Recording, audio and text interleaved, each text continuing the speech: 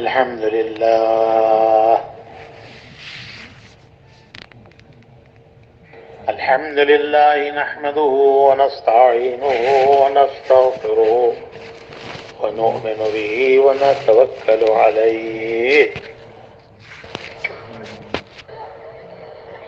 ونعوذ بالله من شرور أنفسنا ومن سيئات أعمالنا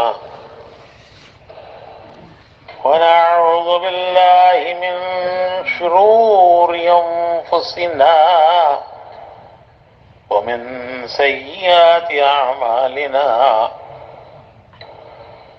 من يهده الله فلا مضل له ومن يضلله فلا هادي له ونشهد أن لا إله إلا الله وحده لا شريك له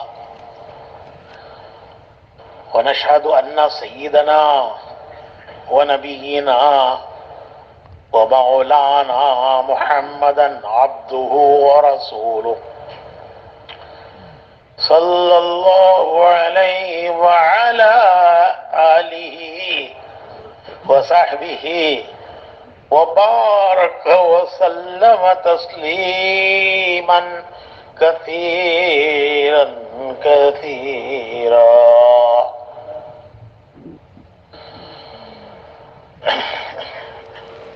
اما بعد، محترم بھائیوں، بزرگوں اور دوستو، ہم سب یہاں اس لیے جمع ہوئے ہیں کہ اللہ رب العزت ہمیں اپنے کام کے لیے قبول فرما لے. ہم یہ چاہتے ہیں اور ہم سب یہ اس لیے جمع ہوئے ہیں کہ اللہ رب العزت ہمیں اپنی مرضیات کے مطابق کام کرنے کی توفیق عطا فرمائے اور ہمیں اپنے کام کے لیے قبول فرما لے.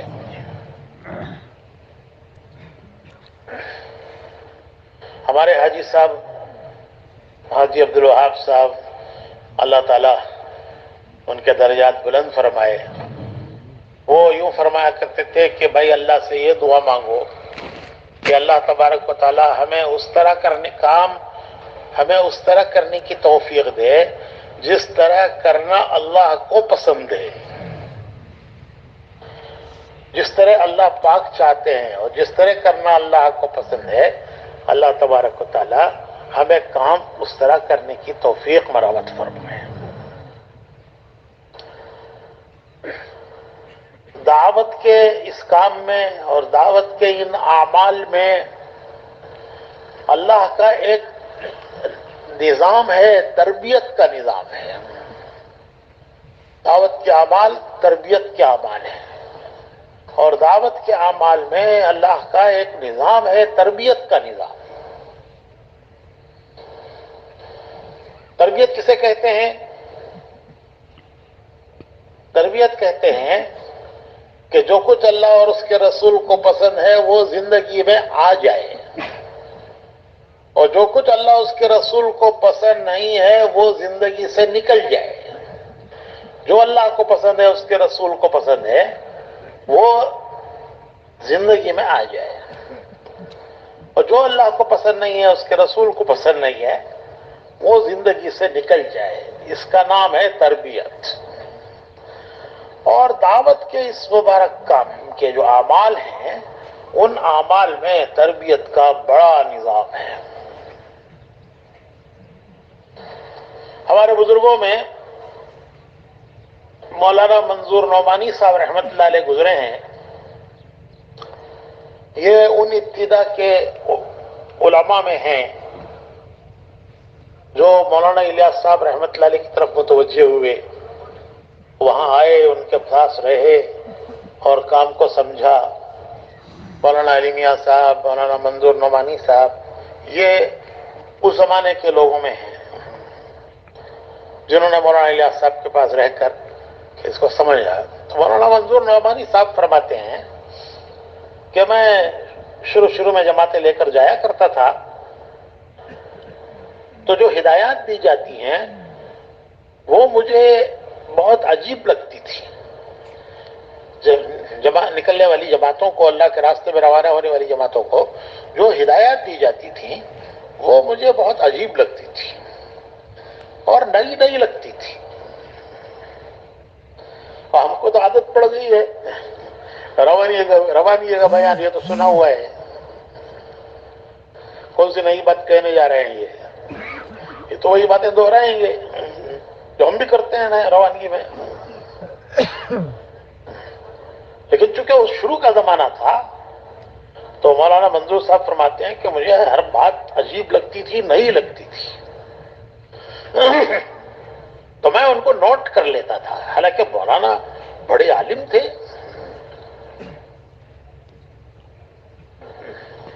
حدیث کی کتابیں پڑھاتے تھے ندوے میں.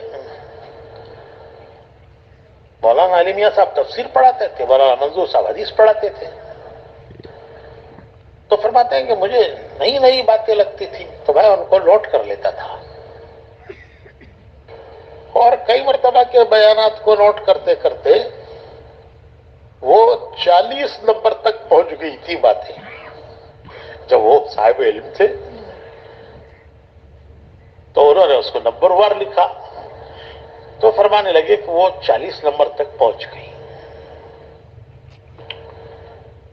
ایک مرتبہ میں جماعت لے کر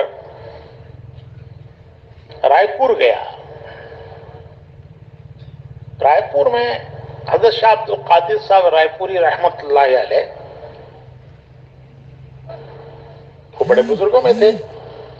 حاجی صاحب کے بھی پیر تھے وہ، حاجی عبد الوہاب صاحب کے. تو ان سے میرا تعلق تھا.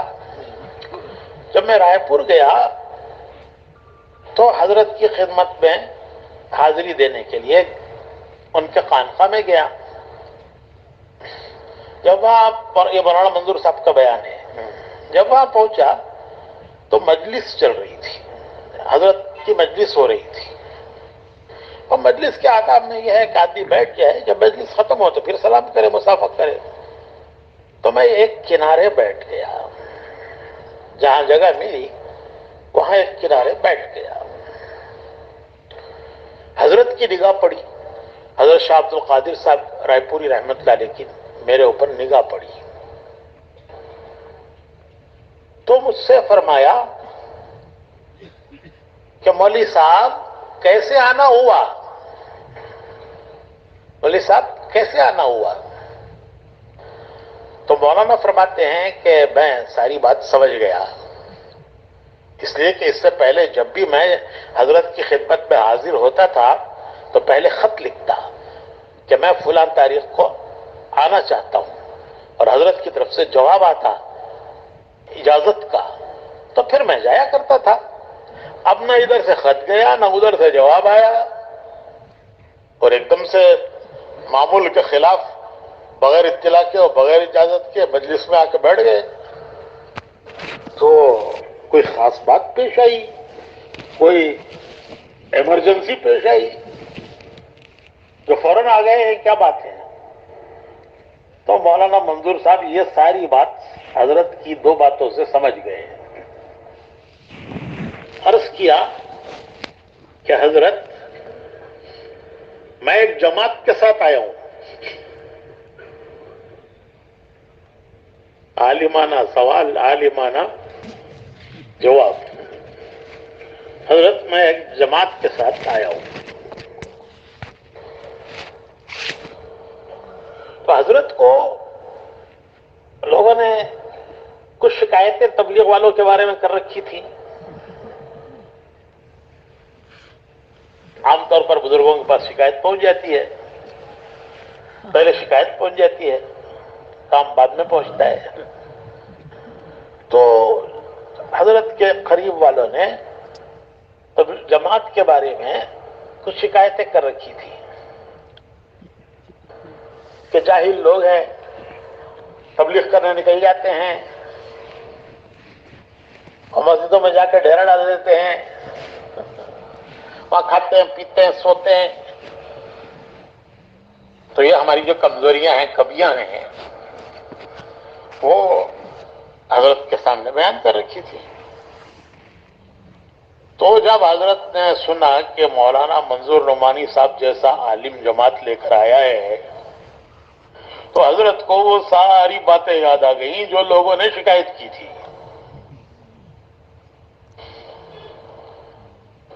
کہ جاہل ہوتے ہیں اور تبلیغ کرنے نکل جاتے ہیں. اور یہ تو اتنا بڑا عالم آ گیا تبلیغ کرنے، مولانا منظور صاحب جیسا.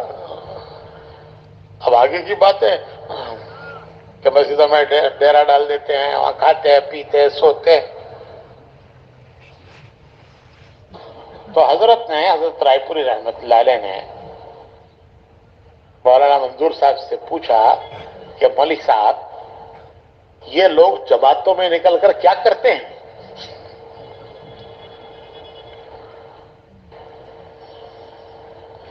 تو مولانا نے عرض کیا کہ حضرت جب یہ نکلتے ہیں تو ان کو کچھ باتیں سمجھائی جاتی ہیں، نکلنے سے پہلے کچھ باتیں ان کو سمجھائی جاتی ہیں، وہ جماعت میں نکل کر ان باتوں پر عمل کرتے ہیں.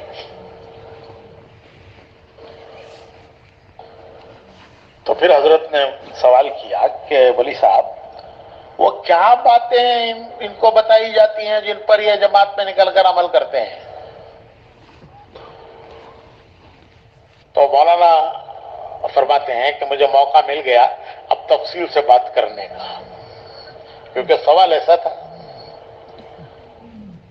تو وہ جو باتیں ہدایات دی جاتی تھیں جماعتوں میں نکلنے کے وقت پر، وہ میں نے لکھ رکھی تھی، ایک ایک کر کے پوائنٹ لکھ لیا تھا، اور وہ 40 نمبر تک پہنچ گیا تھا. تو جب حضرت نے پوچھا کہ وہ کیا باتیں بتائی جاتی ہیں جن پر یہ نکل کر عمل کرتے ہیں، تو میں نے جیب سے وہ پرچہ نکالا. وہ پرچہ میری جیب میں رہتا تھا اور میں اس کو اکثر دیکھتا رہتا تھا کہ کام انہی ہدایات کی روشنی میں ہو اور کوئی چیز ان سے ہٹ کر نہ ہو. تو میں وقتاً فوقتاً وہ پرچہ جیب سے نکال کر دیکھتا رہتا تھا. جب حضرت نے پوچھا کہ وہ کیا باتیں بتائی جاتی ہیں جن پر یہ نکل کر عمل کرتے ہیں، میں نے فوراً وہ پرچہ نکالا، اور پرچہ نکال کر نمبر وار میں نے اسے گنانا شروع کیا حضرت کو. نمبر 1، نمبر 2، نمبر 3، جو انہوں نے لکھ رکھا تھا. مسلم امیر کی اطاعت کرنا، 24 گھنٹے کے اعمال میں لگنا، یہ جو کچھ بھی باتیں بتائی تھی آتی ہیں روانگی میں، تو وہ میں نے مرتب کیا تھا. اور میں نے پھر وہ پرچہ نکال کر ایک ایک کر کے پڑھنا شروع کیا. جب میں 13 نمبر پر پہنچا، اور ابھی کتنے باقی ہیں جی؟ تو جب میں 13 نمبر پر پہنچا تو میرے کان میں حضرت کی آواز پڑی کہ مولوی صاحب بس ہے، مولوی صاحب بس ہے. 3 مرتبہ فرمایا مولوی صاحب بس ہے. کیونکہ میں تو پرچہ دیکھ رہا تھا. بعد میں لوگوں نے بتایا کہ تمہاری نظر حضرت کے چہرے کی طرف نہیں تھی، تم تو پرچہ دیکھ کے پڑھتے جا رہے تھے، اور ہم حضرت کا چہرہ دیکھ رہے تھے. ساتھیوں نے بتایا کہ ہم حضرت کا چہرہ دیکھ رہے تھے، اور تم اپنا وہ کاغذ دیکھ کر پڑھ رہے تھے.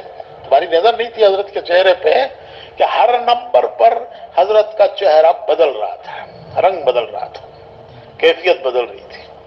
اور جب تم 13 نمبر پر پہنچے تو تب جا کے حضرت نے فرمایا ہے کہ مولوی صاحب بس ہے. 3 مرتبہ فرمایا مولوی صاحب بس ہے. اور میں رک گیا. تو پھر حضرت نے فرمایا کہ مولوی صاحب اگر یہ ایسا ہی کرتے ہیں جیسا ان کو بتایا گیا ہے تو ان کے ولی ہو جانے میں کوئی شک نہیں ہے. اگر یہ ویسا ہی کرتے ہیں جیسا کہ ان کو بتایا گیا ہے تو جماعت میں نکل کر ان کے ولی ہو جانے میں کوئی شک نہیں ہے. مجلس ختم ہو گئی اس پر، اور وہ مجلس میں جو تھے وہ اکثر مولانا کے جاننے والے تھے، علماء، بڑے بڑے علماء. حضرت کے خلفاء سب مولانا اکثر حاضر ہوتے رہتے تھے، تو لوگ حضرت مولانا کے جانے والے تھے، تو ان سب نے ملاقاتیں کرنی شروع کی، کہنا شروع کیا کہ مولانا آج تو غضب ہو گیا، آج تو غضب ہو گیا.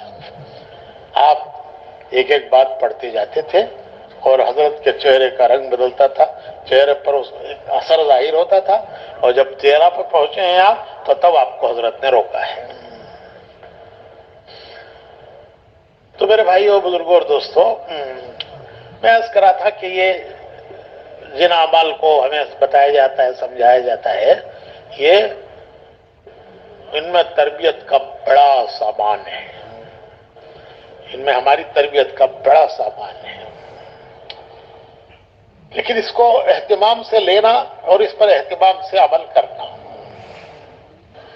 ایک ہے سرسری سن لینا، یہ تو روانگی کی بات ہے،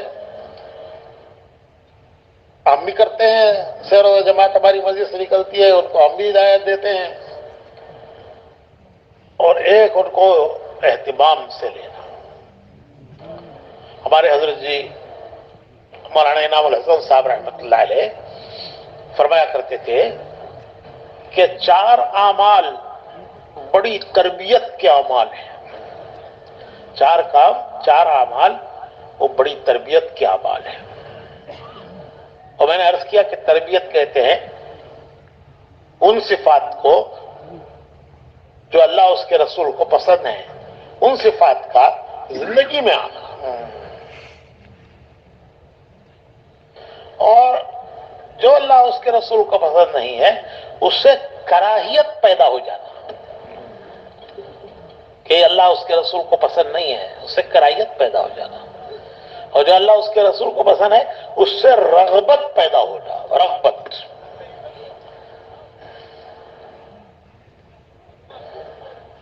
تو ہمارے حضرت فرمایا کرتے تھے کہ 4 اعمال ایسے ہیں کہ جن میں تربیت کا بڑا سامان ہے. فرماتے تھے عمومی تعلیم. عمومی تعلیم، کوئی پڑھ رہا ہو اس میں بیٹھنا اور اپنی ضرورت سمجھ کر بیٹھنا. علماء نے لکھا ہے کہ جو حضور اکرم صلی اللہ علیہ وسلم کی مجلس کا ادب ہے، کہ حضور کے مجلس میں آدمی جائے تو کس ادب سے بیٹھے، اور جو حضور کے روضے اقدس پر حاضری کا ادب ہے، وہی ادب حدیث کی مجلس میں بیٹھ کر حدیث سننے کا ہے، کہ اس طرح سنے جیسے حضور کی مجلس میں بیٹھا ہے، اس طرح سنے جیسے حضور کے روضے پہ حاضر ہو رہا ہے.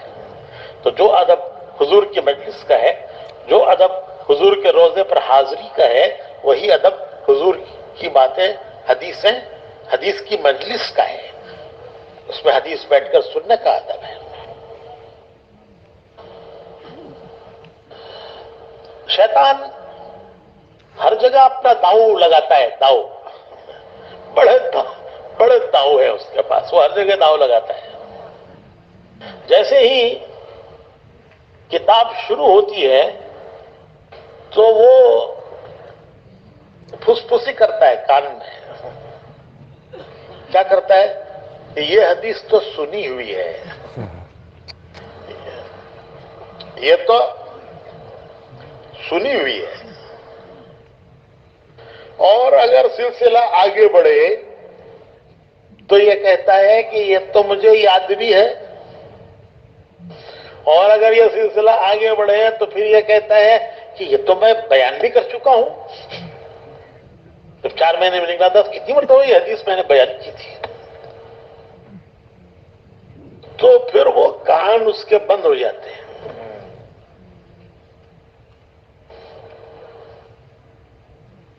وہ طلب نہیں رہتی جو ہونی چاہیے، کیونکہ یہ میری سنی ہوئی ہے، اور سنی ہوئی نہیں ہے، یہ تو یاد بھی ہے، اور یہ تو میں بیان بھی کر سکتا ہوں. یہ شیطان کا وار ہے. حالانکہ اچھا ہر نماز میں امام صاحب سورہ فاتحہ پڑھتے ہیں، تو چونکہ کئی بار سن چکے ہیں تو اس لیے سننے کی ضرورت نہیں ہے ان کو. اس حضور کی بات، ہماری فضائل کی کتابوں کی ترتیب یہ ہے کہ ہر عمل کی فضیلت حضرت شیخ نے پہلے قرآن سے بیان کی ہے، وہ آیتیں جمع کی ہیں جس میں اس عمل کی فضیلت ہے، اور پھر وہ حدیثیں جمع کی ہیں جس میں اس عمل کی فضیلت ہے، اور جہاں جہاں تشریح کی ضرورت ہے وہاں اسے فائدے کے نام سے اس کی اپنی طرف سے تشریح بھی کی ہے.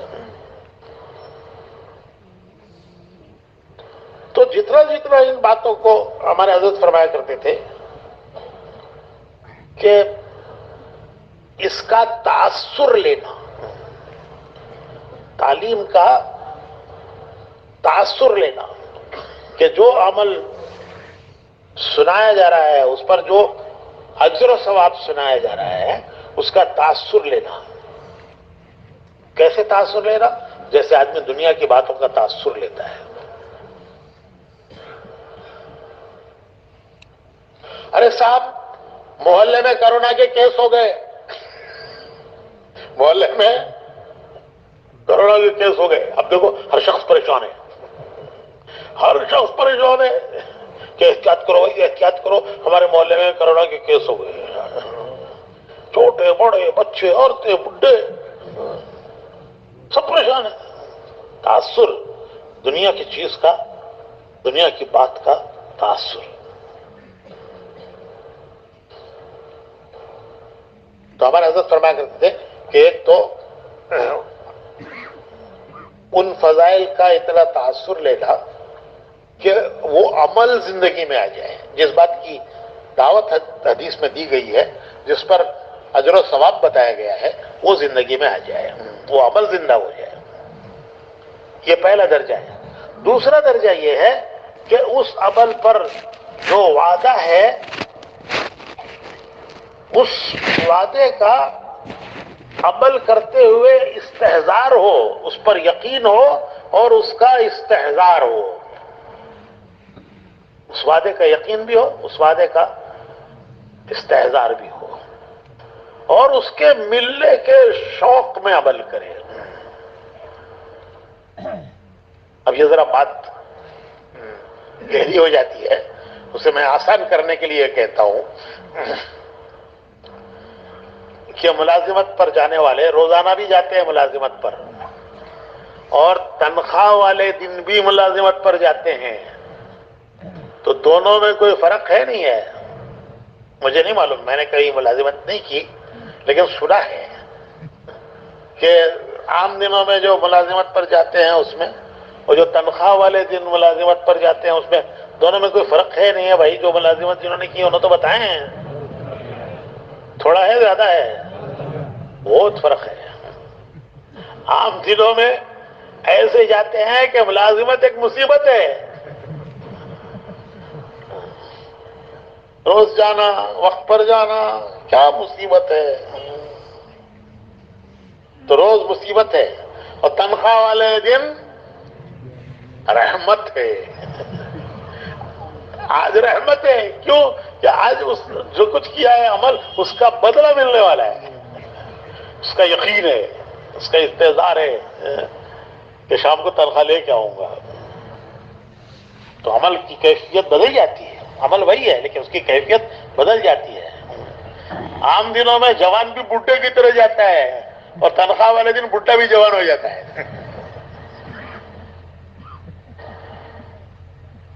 تو فرماتے تھے کہ ایک تو یہ ہے کہ وہ عمل زندگی میں آئے، یہ پہلا درجہ ہے. اگر اب وہ عمل زندگی میں نہیں آیا ہے تو ابھی ہم نے تاثر نہیں لیا اس کا، سن رہے ہیں لیکن ابھی ہمارے اندر اس کا اثر نہیں ہوا، دوا کا اثر ابھی نہیں ہوا. تو ڈاکٹر صاحب بولتے ہیں اور 3 دن کھاؤ اینٹی بایوٹکس، 5 دن نہیں کچھ فائدہ نہیں ہوا، 3 دن اور کھاؤ. تو ابھی اثر نہیں ہوا. اثر کیسے پتا چلے گا؟ کہ وہ زندگی میں وہ عمل آ جائے. یہ پہلا درجہ ہے. دوسرا درجہ یہ ہے کہ اس پر جو اللہ کے وعدے ہیں، رسول کے وعدے ہیں، ان وعدوں کا یقین اور ان کے ملنے کی امید میں عمل کرے، یہ ہے استعذار۔ تو ہمارے حضرت فرماتے ہیں کہ تعلیم میں بڑی تربیت ہے، عمومی 4 عمل تربیت کے عمل ہے۔ تعلیم، عمومی تعلیم، عمومی تعلیم کے حلقوں میں طلب کے ساتھ احتیاج اپنی سمجھ کر بیٹھنا۔ دوسرا، عمومی گشت، عمومی گشت میں جانا۔ حضرت فرماتے تھے کہ یہ تربیت کا بڑا راستہ ہے، عمومی گشت میں تربیت کا بڑا سامان ہے۔ آدمی کے اندر سے تربیت ہوتی ہے، جتنا جتنا وہ عمومی گشت پہ چلتا ہے اس کے اندر سے تربیت ہوتی ہے۔ تو بڑا سامان ہے تربیت کا عمومی گشت، عمومی تعلیم۔ اور عمومی بیان میں بیٹھنا، کسی کا بھی بیان ہو رہا ہو، یہ اللہ رسول کی بات کر رہے ہیں تو عمومی بیان میں طلب کے ساتھ بیٹھنا۔ کتنی باتیں ہو گئی؟ اور عمومی جماعتوں میں جانا۔ اب عمومی جماعتوں میں جانا میں ذرا تشریح کرتا ہوں اس کی۔ عام طور پر خیال آتا ہے کہ بھائی بزرگوں کے ساتھ جانا چاہیے، بزرگوں کے ساتھ جانا چاہیے، رائے کے بزرگوں کے ساتھ موقع ملے تو، اور نہ ملے تو کم از کم ہماری مرکز کی شورا، اور نہیں تو کم از کم ہمارے جو بزرگ ہیں تو ان کے ساتھ جماعت میں جانا چاہیے۔ یہ کیا ہے، عام لوگوں کے ساتھ جانے میں اتنا فائدہ نہیں ہوتا، بزرگوں کے ساتھ جانا ہے۔ یہ بھی ایک بڑا شیطان کا داؤ ہے کہ بزرگوں کے ساتھ جانا۔ تو حضرت فرماتے تھے کہ عمومی تعلیم، عمومی گشت، عمومی بیان سننا، اور عمومی جماعت میں جس کو کوئی جاننے والا نہ ہو، پہچاننے والا نہ ہو، بستی میں جائے تو لوگ نہ کہے فلاں آئے ہیں، فلاں آئے ہیں، آج جماعت میں فلاں آئے ہیں، یہ فلاں صاحب آئے، فلاں صاحب آئے ہیں۔ نہیں، ایک جماعت ہے، کون ہے کوئی نہیں جانتا۔ تو عمومی جماعت ہو گئی۔ اور جی چاہتا ہے، کیا چاہتا ہے جی کیا چاہتا ہے؟ نام بولیے۔ بزرگوں کے ساتھ جانا، بزرگوں کے ساتھ اللہ موقع دے جانے کا۔ آپ کی خزرداری ٹھیک ہے، وہ ہمارے ایک بزرگ تھے، فرمایا کرتے تھے کہ ایک آدمی گیا پیر صاحب کے پاس مرید ہونے کے لیے، تو وہ پیر صاحب کے پاس گیا، کافی دیر بیٹھا رہا۔ بہت دیر کے بعد پیر صاحب نے اسے پوچھا کہ بھائی کیوں آئے ہو، کیا چاہتے ہو، کیا چاہتے ہو؟ تو وہ سیدھا سادہ آدمی تھا، وہ کہنے لگا کہ حضرت میں آیا تو تھا مرید بننے، مگر اب تو جی چاہتا ہے کہ آپ مجھے پیر ہی بنا دیجیے، کیونکہ مرید بننے میں مزہ نہیں ہے، میں دیکھ رہا ہوں کہ پیر بننے میں مزہ ہے۔ کوئی سر پہ تیل لگا رہا ہے، کوئی ٹانگیں دبا رہا ہے، کوئی ٹانگیں دبا رہا ہے، کوئی سر پہ تیل لگا رہا ہے، کوئی حضرت کو وضو کرا رہا ہے۔ تو حضرت میں آیا تو تھا مرید بننے کے لیے، لیکن اب تو میرا جی چاہتا ہے کہ آپ مجھے تو یہ جذبہ ہے بزرگوں کے ساتھ جانے کا۔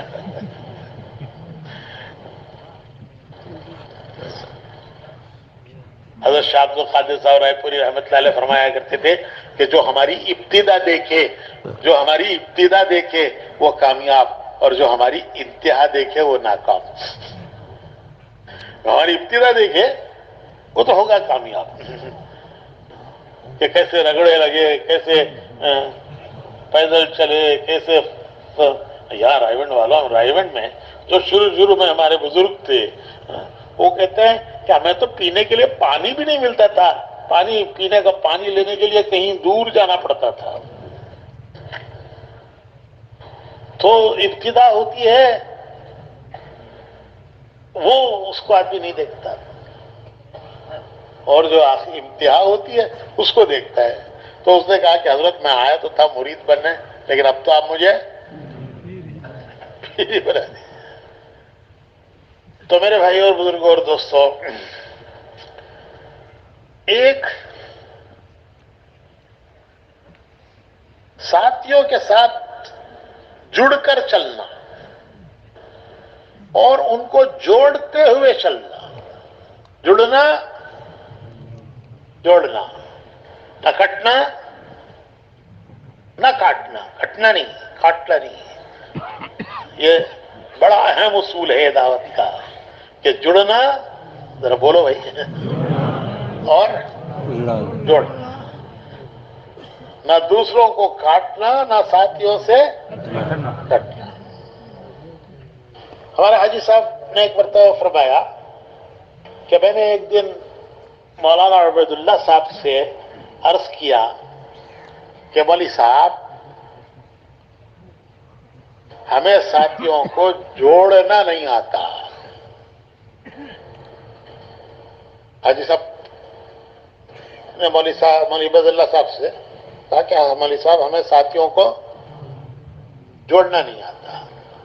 تو مولانا عبید اللہ صاحب نے فرمایا کہ بھائی عبدالوہاب یہ کہو کہ ہمیں ساتھیوں کے ساتھ جڑنا نہیں آتا۔ حاجی صاحب نے کیا کہا تھا؟ جوڑنا نہیں آتا، کہ ہمیں ان کو جوڑنا نہیں آتا۔ تو مولانا عبید اللہ صاحب نے اس کی تصحیح کی کہ بھائی عبدالوہاب یوں کہو کہ ہمیں ساتھیوں کے ساتھ جڑنا نہیں آتا۔ جڑنا نہیں آتا۔ ارے وہ نہیں جڑ رہے، تم جڑ جاؤ۔ ہمارے ایک ساتھی نے حضرت جی رحمت اللہ علیہ سے پوچھا کہ حضرت کیا امیر کو اس کا اختیار ہے کہ سب ساتھیوں کی رائے کے خلاف فیصلہ کرے؟ کہ سب ساتھیوں کی ایک رائے ہے، امیر کی اپنی ایک رائے ہے، تو کیا اسے اختیار ہے کہ وہ ساتھیوں کی رائے کے خلاف فیصلہ کرے؟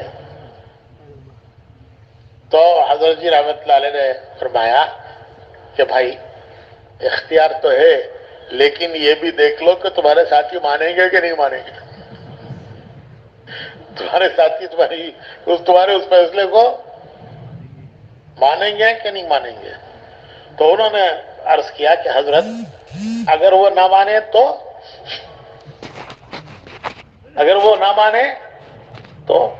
حضرت نے فرمایا کہ بھائی تم ہی ان کی مان لو،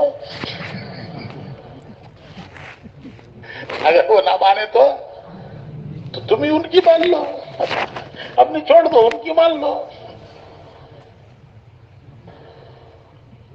تو ایک بڑا بنیادی اصول ہے۔ ہاں، حاجی صاحب کی بات پوری نہیں ہوئی۔ کچھ دنوں کے بعد حاجی صاحب کہنے لگے کہ کچھ دنوں کے بعد پہلی بات میں بھول گیا، جو پہلی بات ہوئی تھی مولانا عبید اللہ صاحب سے، وہ میں بھول گیا۔ پھر میں نے ایک مرتبہ عرض کیا کہ مولوی صاحب ہمیں ساتھیوں کو چلانا نہیں آتا، ہمیں اپنے ساتھیوں کو چلانا نہیں آتا۔ تو مولانا عبید اللہ صاحب نے تصحیح کی اور فرمایا کہ بھائی عبدالوہاب یہ کہو کہ ہمیں ساتھیوں کے ساتھ چلنا نہیں آتا، ہمیں ساتھیوں کے ساتھ چلنا نہیں آتا۔ وہی حضرت جی والی بات کہ وہ نہ مانے تو کیا کرو؟ کیا کرو بھائی؟ تم مان لو۔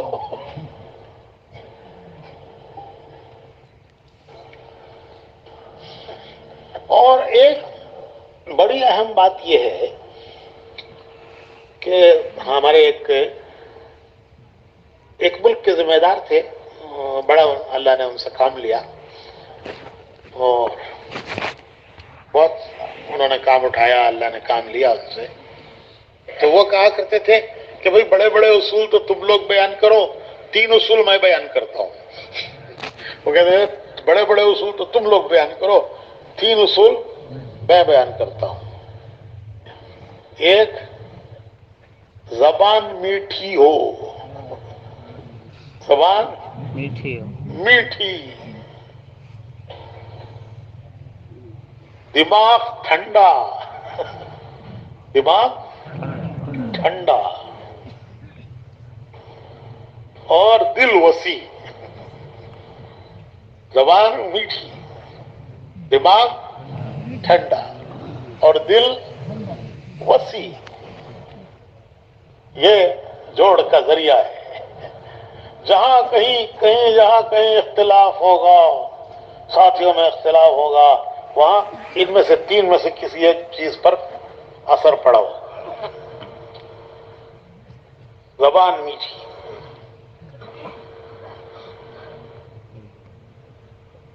کریلے کی طرح کڑوی نہیں، جب بولو تو ایسا لگتا ہے لڑنے بیٹھے۔ ایک جگہ نکاح ہو رہا تھا، تو کچھ دیر تھی نکاح میں، کسی نے قاری صاحب سے کہا کہ قاری صاحب ذرا قرآن شریف پڑھ دیجیے، برکت ہو جائے گی۔ تو قاری صاحب نے تلاوت شروع کی الطلاق مرتان سے۔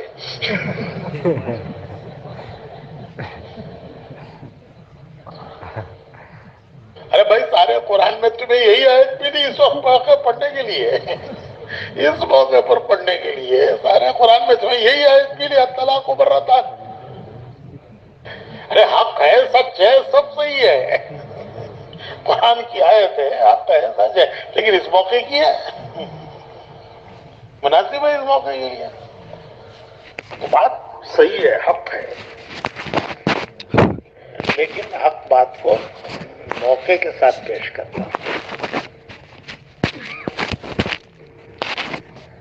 عام طور پر جو اختلاف ہوتا ہے، کام کرنے والے ساتھیوں میں جو اختلاف ہوتا ہے، کیونکہ یہ ایک منتخب مجمع ہے، یہ پورے ملک کا ایک منتخب مجمع ہے، چنا ہوا مجمع ہے، اللہ پاک نے اس مجمع کو اپنے کام میں لگایا ہے، اور آپ حضرات کے ہاتھوں اللہ پاک کام لے رہے ہیں، اپنے علاقوں میں، اپنے مراکز میں، اپنے علاقوں میں، اپنے محلوں میں، کسی نہ کسی سطح پر یہ ایک ذمہ دار منتخب مجمع ہے۔ تو عام طور پر جو کام کرنے والوں میں اختلاف ہوتا ہے وہ مشورے میں ہوتا ہے۔ تعلیم، اس میں کوئی اختلاف نہیں۔ وہ جو 4 اعمال تربیت کے میں نے بتائے حضرت جی رحمۃ اللہ علیہ کے فرمائے ہوئے کہ تعلیم کوئی اختلاف نہیں، گشت کوئی اختلاف نہیں، جماعت میں جانا کوئی اختلاف نہیں، بیان میں بیٹھنا کوئی اختلاف نہیں۔ اختلاف ہوتا ہے، آپس کا اختلاف ظاہر ہوتا ہے اور بڑھتا ہے یا ختم ہوتا ہے وہ مشوروں میں۔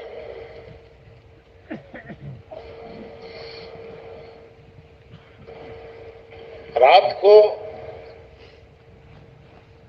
میم صاحب سے، گھر والوں سے کچھ کھٹ پٹ ہو گئی، میں مثال دے رہا ہوں، ایسا نہیں ہوا، ایک مثال دے رہا ہوں، رات کو کچھ کھٹ پٹ ہو گئی اور صبح کو انہوں نے اسٹرائک کر دی۔ اب کیا ہوتے ہیں اسٹرائک؟ نہیں ہوتے؟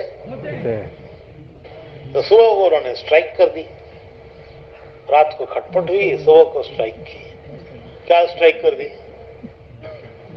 سمجھ گئے نا؟ نہ ناشتہ دیا، نہ چائے کی پیالی دی کم از کم، اور جانا تھا مشورے میں، اہم مشورہ تھا، انتظار کی گنجائش نہیں تھی، ایسے ہی روکھے منہ نکل پڑے۔ ہوٹل میں پینے کو جی نہیں چاہا کہ لوگ دیکھیں گے تو پوچھیں گے بولے صاحب کیا بات ہے آج گھر میں چائے نہیں ملی؟ کہ کچھ ناراض ہے بیگم صاحبہ؟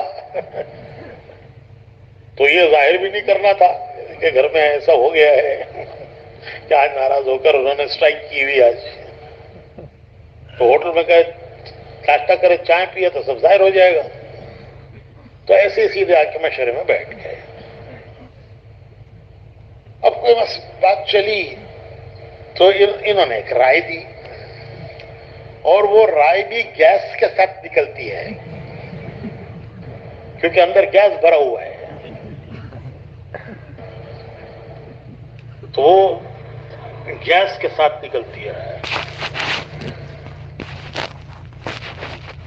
اچھا انہوں نے جب رائے دی تو سامنے والے نے ان کے خلاف رائے دے دی.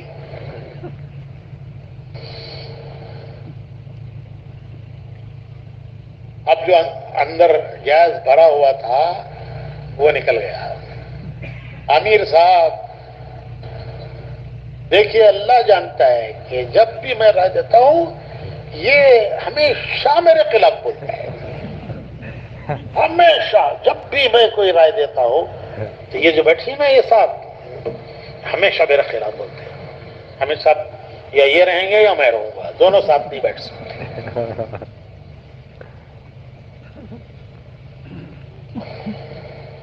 اب اگر خدا نہ خواستہ وہ سامنے والا بھی اسی حال میں آیا ہے جس حال میں یہ آئے ہیں, اب سمجھ گئے نا وہ حال کیا ہے. خدا نہ خواستہ اگر وہ سامنے والا بھی اسی حال میں آیا ہے جس حال میں یہ آئے ہیں تو دونوں سلنڈر ٹکرا کے پھٹ گئے اور مسجد کی جماعت ختم. دو سلنڈر ٹکرا گئے نا. تو شیطان ایسی شکل پیدا کرتا ہے کہ ساتھی آپس میں ٹوٹے, اور جو خیر اتنی بڑی وجود پہ آ رہی ہے وہ خیر ان کے ہاتھوں سے نکلے.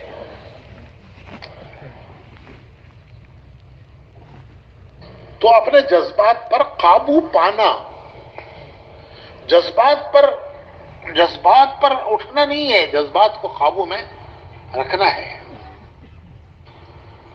اور یہ دیکھنا ہے کہ بھی میرے کسی لفظ سے کوئی لفظ, کوئی قول, کوئی فعل ہم سے ایسا نہ ہو کہ جس کی وجہ سے اس عظیم کام کو کوئی نقصان پہنچے. ہماری ذات سے کوئی زبان سے کوئی لفظ اور ہم سے کوئی فعل نہ ہو کہ جس سے کام کو, ہاں وہ کریں جس سے کام کو نفع پہنچے, اور وہ نہ کریں کہ جس سے کام کو. واقعہ مشہور ہے حضرت خالد اور حضرت عمر کا کہ رات کو اندھیرے میں ایک صاحب نے حضرت عمر سے بات کی اور حضرت عمر کو خالد سمجھ کے بات کی کہ دونوں کی یعنی خد اور دونوں کا وہ ایک دوسرے سے دونوں ملتے جلتے تھے.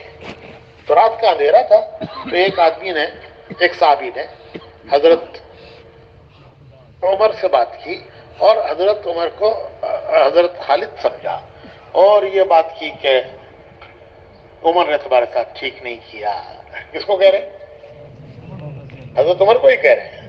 عمر نے تمہارے ساتھ ٹھیک نہیں کیا, تمہارا حق مارا, اللہ کی تلوار کو اس نے نیام میں ڈال دیا. اور حضرت عمر ہوں ہاں کرتے جا رہے ہیں, ہوں ہاں, پتہ چلے اندر کیا کیا ہے.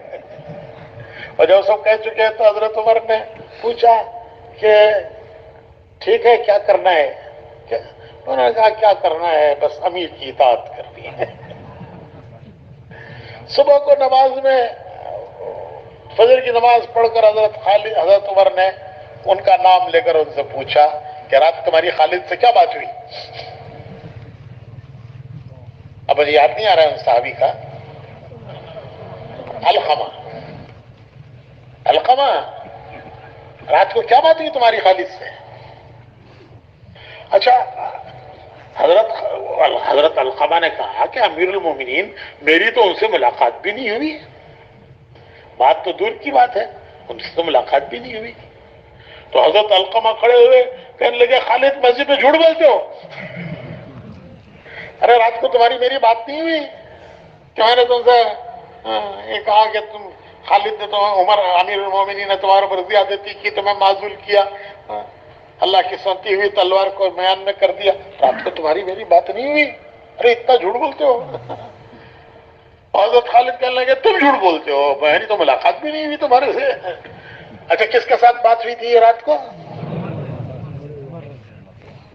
تو کیسا موقع تھا دونوں کو لڑا دینے کا. حضرت عمر نے فرمایا کہ علقمہ بھی صحیح کہتے ہو، خالد بھی صحیح کہتے ہیں، رات کو تم نے مجھ سے بات کی تھی خالد سمجھ کر۔ کیسے بڑے دل تھے ان کے۔ جب ہم کہہ رہے ہیں بھائی ہم دعوت کا کام کر رہے ہیں صاحب، یہ تو نبیوں کا کام ہے، صحابہ کا کام ہے، تو میرے بھائیو ہم کو اللہ سے دعا مانگنی چاہیے کہ اللہ ہمیں ان کی صفات بھی نصیب فرمائے۔ کہ ہر گاڑی اپنے پیٹرول سے چلتی ہے، ہر گاڑی کا پیٹرول الگ الگ ہے، ہر گاڑی اپنے پیٹرول سے چلتی ہے۔ ایک گاڑی ڈیزل سے چلتی ہے، ایک گاڑی پیٹرول سے چلتی ہے۔ پیٹرول کی گاڑی میں ڈیزل ڈال دیں گے تو انجن جام ہو جاتا ہے، پھر کھول کے وہ سارا ڈیزل نکالنا پڑتا ہے، پھر صاف کرنا پڑتا ہے، کیوں کہ اندر غلط سویدھا چلی گئی ہے۔ تو بھائی زبان جوڑنے والی ہو، جوڑنے والی ہو۔ اس کے لیے میں نے یہ قصہ سنایا کہ حضرت عمر نے پھر دونوں کو جوڑ دیا اور خود بھی جڑ گئے۔ حالانکہ یہ موقع تھا اچھا کہ لڑا دیتے دونوں۔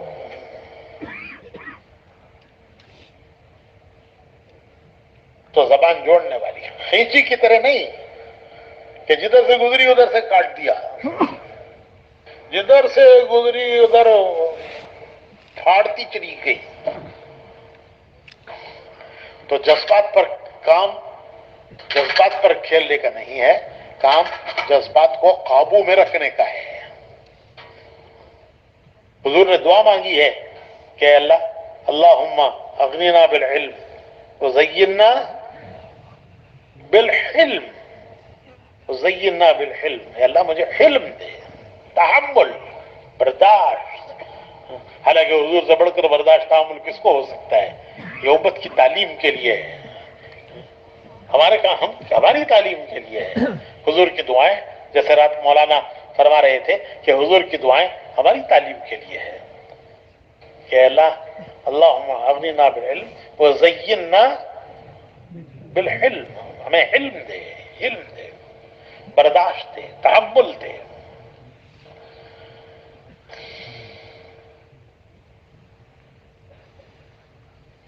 تو یہ میٹھی زبان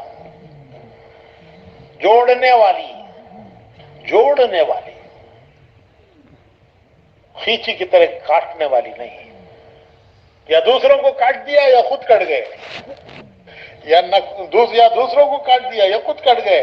نہ دوسروں کو کاٹنا ہے نہ خود کٹنا ہے، جڑنا ہے اور جوڑنا ہے، نہ کٹنا ہے نہ کاٹنا۔ دوسری بات، وہ جو کہا کرتے تھے کہ سر ٹھنڈا ہو، ایسا نہیں جیسے تیل کی کڑھائی، تیل کی کڑھائی پک رہی ہے ہر وقت، ذرا سا کوئی پانی کا چھڑکا پڑ گیا تو کیا ہوتا ہے؟ تیل کی کڑھائی میں اگر کوئی ذرا سا پانی چھڑک دے تو کیا ہوتا ہے؟ یوں باہر نکلتا ہے وہ، اور خدا نخواستہ چہرے میں پڑ گیا تو کئی دنوں تک کے لیے زخمی۔ تو دماغ جو ہے وہ ایسا ہو کہ کوئی کچھ کہے، جیسے برف کی سل، برف کی سل ہے، کسی کا اثر ہی نہیں ہوتا۔ یہاں تو تیل کی کڑھائی میں چند پانی کے قطرے چھڑک دو تو وہ واپس آتے ہیں، اور برف کی سل، وہ جو ویلڈنگ کرتے ہیں نا، کیا کہتے ہیں اسے؟ چنگاریاں نکل رہی ہیں، وہ چنگاریاں بھی اگر برف کی سل پر پڑیں تو کیا ہوتا ہے؟ کیا ہوتا ہے بھائی؟ وہ چنگاریاں بجھ جاتی ہیں، اور اگر وہی چنگاریاں تیل پر پڑیں تو پتہ نہیں کتنوں کو نقصان پہنچا دیں۔ تو دماغ ایسا ٹھنڈا ہو جیسے برف کی سیل ہے، کوئی کچھ کہے اثر ہی نہیں ہوتا، کوئی کچھ کہے اس کا کوئی اثر ہی نہیں پڑتا۔ ایسا نہیں کہ چھوٹی چھوٹی بات پر واپس ایسے زور سے آئی وہ پانی کی چھینٹ کہ چہرے میں پڑی تو چہرہ خراب ہو گیا. تو بھائی یہ ہمارا اللہ نصیب فرمائے دماغ ٹھنڈا ہو. ایک صاحب نے تعارف کرایا ایک صاحب کا کہ یہ ہمارے محلے کے بڑے سرگرم کارکن ہیں، بڑے سرگرم کارکن ہیں. تو میں نے کہا بھائی سر تو ٹھنڈا ہونا چاہیے، ہاں پاؤں گرم ہو.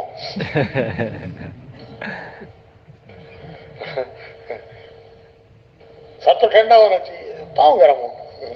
بڑے گشتوں میں جاتے ہیں، بڑے ملاقاتوں میں جاتے ہیں، بڑے 2.5 گھنٹے لگاتے ہیں. ان کے حصے میں جتنے گھر آئے وہ 2 مرتبہ ان گھروں پر ہو کر آ گئے. پاؤں گرم ہیں لیکن سر ٹھنڈا. اور تیسری بات یہ ہے کہ دل وسیع ہو، زبان میٹھی، سر ٹھنڈا اور دل وسیع. ہم کہتے ہیں کہ اللہ کے پیارے رسول کا کام ہے، تو بھائی ان کے ہاں تو اتنا دل وسیع تھا، اتنا دل وسیع تھا کہ حضور کے یہاں منافقین تک کے لیے جگہ تھی. بعض مصلحتوں سے آپ نے حضرت حذیفہ کو منافقین کے نام بتائے، ورنہ آپ نے اپنے قریبی صحابہ کو تک نہیں بتایا کہ منافقین کون ہیں. حالانکہ آپ جانتے تھے، سمجھتے تھے، آپ کو پتا تھا، آپ جانتے تھے کہ مجلس میں کون منافقین بیٹھے ہیں. لیکن آپ نے اپنے قریبی ساتھیوں کو بھی اپنے رویے سے بھی یہ ظاہر ہونے نہیں دیا کہ ان میں کون کون منافق ہے. حضور نے اپنے رویے سے بھی کبھی یہ ظاہر نہیں ہونے دیا کہ حضور ان کو پسند نہیں کرتے، حضور ان کو پسند نہیں کرتے کہ یہ لوگ منافق ہیں. تو منافقین تک کے لیے حضور کے سینے میں جگہ تھی. تو بھائیو ہمیں اپنے ساتھیوں کے لیے بھی اپنے سینے میں جگہ پیدا کرنی چاہیے، اپنے ساتھیوں کے لیے بھی اپنے سینے میں جگہ پیدا کرنی چاہیے. چھوٹی سی غلطی ہوتی ہے کسی ساتھی سے، شیطان اسے بڑی بنا کے دکھاتا ہے. وہ ایک آئینہ ہوتا ہے نا، یوں کرو تو بڑا دکھتا ہے، یوں کرو تو ایک طرف چھوٹا دکھتا ہے، دوسری طرف بڑا دکھتا ہے. تو شیطان جو ہے وہ ذرا سی غلطی ہو جائے تو اسے بڑا آئینہ دکھاتا ہے، دیکھو کتنی بڑی ہے یہ. وہ خوبی ہو تو اسے چھوٹا دکھاتا ہے، یہ تو کچھ بھی نہیں ہے.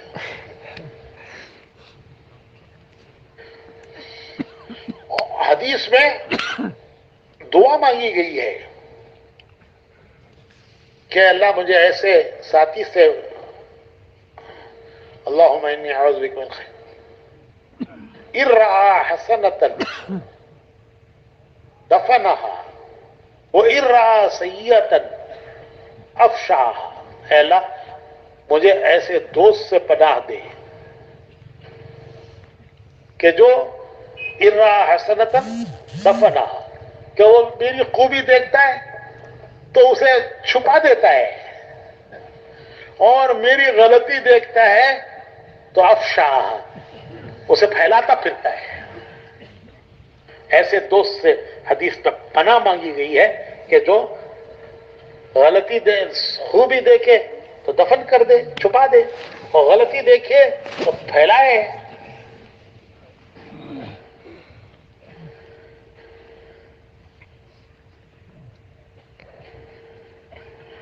تو بھائی ایک اہم بات یہ ہے کہ اپنی مسجد کی جماعت اور اپنی مسجد کے ساتھیوں سے جڑے رہنا ہے. ماحول کے بغیر آدمی چل نہیں سکتا.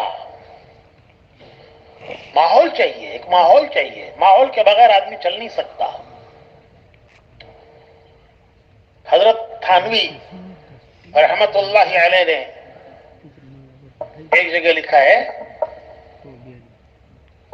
کہ جہاں پھسلن ہوتی ہے وہاں چونٹی بھی پھسل جاتی ہے، ہاتھی بھی پھسل جاتا ہے. پھسلن ہے. ایسا نہیں ہے کہ یہ پھسلن ہے تو چوٹی تو پھسل جائے گی، اور ہاتھی اتنا موٹا ہے تازہ، وہ کہاں سے پھسلے گا؟ نہیں، وہ اتنے زور سے پھسلے گا کہ ہڈی پسلی ٹوٹ جائے گی۔ تو جب پھسلن ہوتی ہے وہاں چوٹی بھی پھسل جاتی ہے، ہاتھی بھی پھسل جاتا ہے۔ تو آج ہم ایسے ہی زمانے میں ہیں کہ اگر ہمارا ساتھ ماحول نہ ہو تو پھر ہم تنہا چل نہیں سکتے، ماحول کے بغیر ہم تنہا چل نہیں سکتے۔ اور ہمارا ماحول ہمارے ساتھی ہیں، ہمارا ماحول ہمارے ساتھی ہیں۔ اگر ہم ہمارے ساتھیوں کے ساتھ ہیں تو ہمارا ماحول ہے، ہم ایک دوسرے کو سنبھال لیں گے، وہ ہمیں سنبھال لیں گے، ہم انہیں سنبھال لیں گے، سب مل کر ایک دوسرے کو سنبھال لیں گے۔ تو یہ ہمارا ماحول ہے مسجد کی جماعت، ان کے ساتھ جڑے رہنا ہے، جی چاہے یا نہ چاہے۔ نامناسب باتیں ہوتی ہیں، انسان ہیں، ہم سب انسان ہیں، ہم سے غلطی ہونا ممکن ہے، ساتھیوں سے بھی غلطی ہونا ممکن ہے، لیکن وہی بات، ارا حسنتن دفع وَإِرَّا سَيِّئَةً افشاہ، نہیں، اس کی خوبی دیکھو بتاؤ، اس کی کمزوری دیکھو دفن کر دو۔ اپنی مسجد کی جماعت کے ساتھ جڑے رہنا ہے اور جڑ کر چلنا ہے۔ اس ماحول کے بغیر اللہ پاک فرمائے، رات مولانا فرما رہے تھے کہ پھل اگر درخت سے ٹوٹ گیا، کٹ گیا، یا ٹوٹ گیا یا ٹوٹ کر پھر وہ کٹ گیا، تو پھر وہ جہاں جہاں کٹا وہاں کیڑے پڑیں گے، جہاں سے کٹا ہے وہاں کیڑے پڑیں گے، کوئی کھائے گا نہیں اسے۔ تو اگر ہم کٹ گئے تو پھر کیڑے پڑیں گے، جو آنا چاہیے وہ آئے گا نہیں، اور جو نہیں آنا چاہیے وہ آتا چلا جائے گا۔ تو اس لیے بھائی خود بھی جڑے رہنا ہے، ساتھیوں کو بھی جوڑے رکھنا ہے۔ کوئی لفظ میری زبان سے ایسا نہ نکلے کہ جو ساتھیوں کے توڑ کا ذریعہ بنے۔ ہاں، ایسی بات ہو کہ جو ان کے جوڑ کا ذریعہ بنے، جڑنے کا ذریعہ بنے۔ حدیث شریف میں آتا ہے کہ قیامت میں اللہ تعالیٰ جو انعام دیں گے ایک آدمی کو، بہت بڑا انعام ہوگا، وہ اس کے عملوں سے زیادہ ہوگا، بڑا ہوا نظر آئے گا۔ وہ پوچھے گا کہ اے اللہ یہ کس عمل کی جزا میں ہے؟ تو کہا جائے گا کہ تیرے وہ بول جنہوں نے دو آدمیوں میں آپس میں جوڑ پیدا کر دیا، اس کا یہ انعام ہے۔ اس کو خود بھی تعجب ہوگا کہ اتنا بڑا انعام مجھے جو مل رہا ہے، جزا جو مل رہی ہے، یہ کس عمل کی مل رہی ہے؟ وہ پوچھے گا کہ کس عمل کی یہ اتنی بڑی جزا ہے؟ تو کہا جائے گا کہ تیرے وہ بول جنہوں نے آپس میں لوگوں میں جوڑ پیدا کرایا، یہ اس کی جزا ہے۔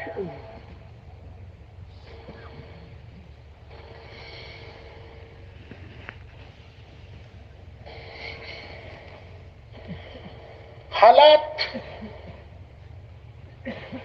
دنیا میں بدلتے رہتے ہیں، دنیا حالات کی جگہ ہے، یہ حالات کی بھی جگہ ہے، یہ امتحان کی بھی جگہ ہے۔ دنیا حالات کی بھی جگہ ہے، دنیا امتحان کی بھی جگہ ہے۔ اللہ تعالیٰ مختلف حالات لا کر انسانوں کا امتحان لیتے ہیں اور اپنے بندوں کو امتحان میں ڈالتے ہیں مختلف حالات لا کر۔ وہ تو جنت ہے جہاں ایک حال ہوگا، جہاں کبھی حال بدلے گا نہیں۔ حضور صلی اللہ علیہ وسلم نے ایک بڑھیا سے کہا، ایک بڑھیا سے فرمایا کہ بڑی بھی بڑھیا جنت میں نہیں جائے گی، اور وہ بیچاری روتی بڑھ گئی کہ اللہ کے نبی کہہ رہے ہیں کہ بڑھیا جنت میں نہیں جائے گی، میں تو بڈھی ہو گئی، میں کیسے جنت میں جاؤں گی؟ تو حضور نے ان کو تسلی دی، فرمایا کہ بڑی بھی انشاءاللہ تم جنت میں جاؤ گی، لیکن ایسی بڈھی بڈھی نہیں جاؤ گی، اللہ تمہیں جوان بنا کر جنت میں داخل کرے گا۔ تو وہ تو جنت ہے جہاں بڑھاپا نہیں، جہاں غم نہیں، ہر وقت خوشی ہے، غم نہیں۔ دنیا میں خوشی بھی ہے، غم بھی ہے، صحت بھی ہے، بیماری بھی ہے۔ ہاں، جنت میں کرونا نہیں ہے، کووڈ، کرونا، یہ سب اللہ بلا، یہ سب اللہ بلا کہاں ہے؟ سب دنیا میں ہے، سب اللہ بلا۔ وہاں نہ کوئی کووڈ ہے، نہ کوئی کرونا ہے۔ وہاں سب صحت مند ہوں گے، کوئی بیمار نہیں ہوگا۔ وہاں سب خوش ہوں گے، کوئی غم نہیں ہوگا۔ وہاں سب جوان ہوں گے، کوئی بوڑھا نہیں ہوگا۔ حسن یوسف دے گا اللہ ہر ایک کو، ایسے نہیں ہوں گے سب کوئی کالا کوئی پیلا۔ اللہ سب کو حسن یوسف دے گا۔ دنیا یہ تو حالات کی جگہ ہے، خوشی بھی ہے، غم بھی ہے، صحت بھی ہے، بیماری بھی ہے، جوانی بھی ہے، بڑھاپا بھی ہے، دن بھی ہے، رات بھی ہے۔ اللہ سب کو ان حالات سے گزارتا ہے، اچھوں کو بھی گزارتا ہے، بروں کو بھی گزارتا ہے۔ اللہ تعالیٰ یہ نہیں ہے کہ صرف گناہگاروں کا امتحان لیتا ہے، نیک لوگوں کو بھی امتحانات سے گزارتا ہے۔ مانگنے نہیں امتحان اللہ سے عافیت مانگنی ہے۔ کیوں کہ ہم کسی امتحان کے قابل نہیں ہیں، برداشت کے قابل نہیں ہیں، لیکن اللہ تعالیٰ نے دنیا کو امتحان کی جگہ بنایا ہے۔ نبیوں کا امتحان لیا۔ حضرت ابراہیم علیہ السلام خلیل اللہ ہیں، اللہ نے ان کو زمین پر اپنا دوست فرمایا۔ اللہ تعالیٰ فرشتوں سے کہتے ہیں کہ زمین پر میرا دوست ہے، کون؟ ابراہیم۔ لیکن ان کو بھی امتحانات سے گزارا۔ وَإِذِ ابْتَلَىٰ إِبْرَاهِيمَ رَبُّهُ بِكَلِمَاتٍ فَأَتَمَّهُنَّ۔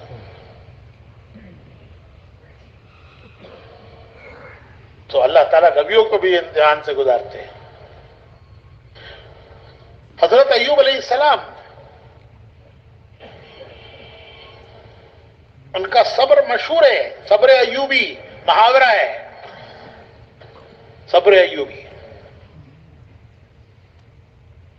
ان کو بیماریوں سے گزارا۔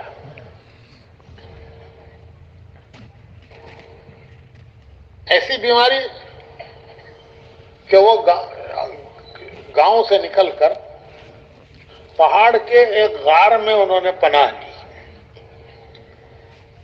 جیسے کسی بیمار کو آئسولیشن کرتے ہیں، آئسولیشن، تو وہ پہاڑ کا غار ایوب علیہ السلام کا کوارنٹائن تھا۔ کیا؟ کوارنٹائن میں رہے، پہاڑ کے غار میں۔ سب نے ساتھ چھوڑ دیا۔ حالات اچھے ہوتے ہیں سب ساتھ دیتے ہیں، حالات بگڑتے ہیں تو سب ساتھ چھوڑ دیتے ہیں۔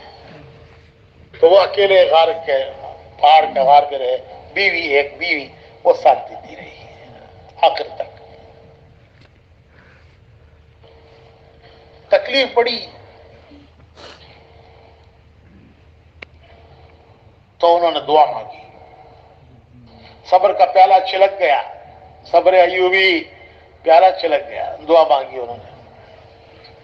قرآن کریم میں ہے دعا، ان کی دعا مانگی ہوئی ہے، ربی انی مسنی الضر وانت ارحم الراحمین، ربی انی مسنی الضر وانت ارحم الراحمین۔ اے اللہ، اس بیماری نے مجھے بہت تکلیف پہنچائی ہے، مجھے تکلیف ہو رہی ہے بہت، اور تو بڑا رحم کرنے والا ہے، ارحم الراحمین، بڑا رحم کرنے والا ہے۔ تو اللہ پاک نے ان کے لیے ایک چشمہ جاری کیا اور فرمایا کہ اس میں غسل کرو۔ جب انہوں نے غسل کیا سب بیماریاں دور ہو گئی۔ وہ چشمہ وہ ترکی میں ہے، وہ غار بھی اور وہ چشمہ بھی۔ ہم آج گئے تھے جماعت میں تو ہم نے وہ دیکھا، وہ لوگ اس کی زیارت کرتے ہیں غار کی کہ حضرت ایوب علیہ السلام نے یہاں بیماری کے دن کاٹے تھے، اور وہ چشمے کا پانی جس سے انہیں صحت ملی تھی لوگ پیتے ہیں، کیا نام ہے، بھر بھر کے لے جاتے ہیں تبرکن، بیماروں کو نہلاتے لے جا کے۔ ہم نے بھی پیا پانی، وہ ہم نے بھی وہ غار دیکھا، ترکی میں ہے، شام کی سرحد پر، وہ پانی ہم نے بھی پیا، ایسا ٹھنڈا میٹھا پانی۔ آپ کے یہاں کا مشہور پانی کون سا ہے؟ باٹل واٹر، ہاں، وہ سب باٹل کے واٹر ہیں نا، وہ اس کے سامنے جھک مارتے ہیں۔ اتنا ٹھنڈا میٹھا پانی، ایسا ٹھنڈا میٹھا پانی، ایسا لذیذ۔ تو اللہ تعالیٰ اپنے نیک بندوں کو بھی آزماتے ہیں، ان کو بھی حالات سے گزار کر ان کا امتحان لیتے ہیں۔ ہاں، ایک فرق ہے، بعض مرتبہ خیال آتا ہے کہ کیا ہوا، دیکھو کتنے اچھے آدمی، کتنے قربانیاں دی، ملکوں میں گئے، پیدل جماعتوں میں پھرے، کتنا دین کا کام کرتے ہیں، پھر بھی بیمار ہو گئے، پھر بھی کرونا ہو گیا ان کو۔ کبھی خود کو بھی خیال آتا ہے کہ اللہ ہم نے کیا قصور کیا تھا، تیرے راستے میں پھرے، پیدل گئے، جماعتوں میں گئے، پھر بھی حال آیا۔ تو بھائی یہ ایک اللہ کی حکمت ہے، پھر بدلنا، حال کو بدلنا وہ اللہ کی قدرت ہے۔ ہاں، نیکوں پر بھی آتے ہیں، بروں پر بھی آتے ہیں، لیکن دونوں میں فرق ہے۔ فرق یہ ہے کہ نیکوں پر حالات، دیکھیے ایک پنجرا ہوتا ہے پرندے کا، طوطا، بٹیر، مینا، چڑیا پنجرے میں رکھتے ہیں، اور ایک پنجرا ہوتا ہے چوہے کو پکڑنے کا۔ تو چوہے کا پنجرا اور کبوتر کا پنجرا، پرندے کا پنجرا دونوں برابر ہیں؟ وہ بھی پنجرا ہے، یہ بھی پنجرا ہے، لیکن دونوں برابر نہیں ہیں۔ ایک پنجرا حفاظت کے لیے ہے، دوسرا ہلاکت کے لیے ہے۔ پرندے کا پنجرا ہلاکت کے لیے ہے، پیار سے ہے، محبت سے ہے، اس کا پکارنا پیار آتا ہے، اس کی آواز پر پیار آتا ہے، اس کے پکارنے پر پیار آتا ہے۔ تو پرندے کا پنجرا پیار سے ہے، اس کی آواز پر پیار آتا ہے، اس کے پکارنے پر پیار آتا ہے، وہ اس کی حفاظت کے لیے کہ کہیں بلی ہاتھ نہ مار دے، پرندے کو، پنجرے کو، طوطے کو، مینا کو بلی ہاتھ نہ مار دے۔ اور چوہے کا پنجرا وہ بھی محبت سے ہے، وہ نفرت سے ہے۔ وہ جب قابو میں آ جاتا ہے تو پھر دیکھو گھر والی کیسے مارتی ہے اسے۔ بچوں کے کتابیں قطر ڈالی، لے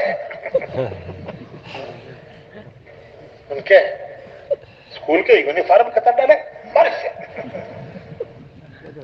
کیسے غصہ اتارتی ہے۔ تو پرندے دونوں پرندے ہیں، یہ دونوں پنجرے ہیں، لیکن ایک پنجرا حفاظت کے لیے، دوسرا ہلاکت کے لیے۔ ایک پنجرا محبت سے، پیار سے، دوسرا پنجرا نفرت سے، غصے سے۔ دونوں کو کھلاتے ہیں، دونوں کو، اسے بھی دانا ڈالتے ہیں، کسی بھی پکڑنے کے لیے کچھ لگاتے ہیں۔ ہمارے یہاں وہ ناریل کو روسٹ کر کے لگاتے ہیں پنجرے میں، وہ جو چوہے کو پکڑنے کے لیے لگاتے ہیں۔ تو ناریل کو روسٹ کرو تو کیسی خوشبو آتی ہے۔ بچہ کہتے ہیں اماں دے دے، تو ماں کہتے ہیں نہیں نہیں، یہ تیرے لیے نہیں ہے، یہ چوہے کے لیے ہے۔ تمہیں چوہے سے زیادہ محبت ہے؟ نہیں، اس کو پکڑنا ہے۔